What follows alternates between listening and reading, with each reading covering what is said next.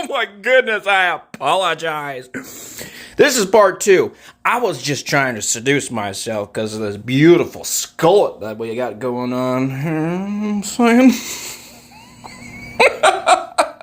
Back to it. So for real, what we have in this bowl here, I forgot to tell you. We have a 1/3 cup of soy sauce, 1/3 cup of lemon juice, 1/2 cup of olive oil. Okay. This next one's great. 1/4 cup of Worcestershire sauce. Nobody can pronounce it. just like cinnamon. 1 tablespoon of minced garlic. I actually used minced onion because I read it wrong. Joke's on me, it's gonna taste awful. 2 tablespoons of Italian seasoning. 1 tablespoon of pepper.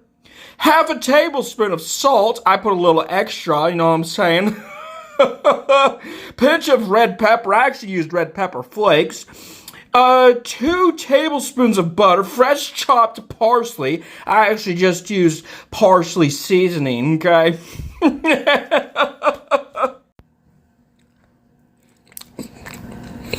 Now, excuse me, I got a little bit of butter in my mouth here.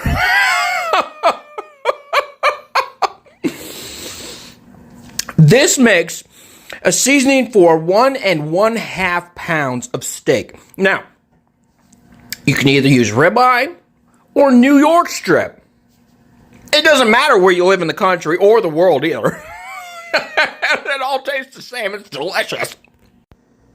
I hope you're following along because this is going to be exciting. Okay? Now, you just wait till we start cooking. Remember, it's a 2-hour marinade. Okay? Follow me here, guys. Now, where did I put those steaks?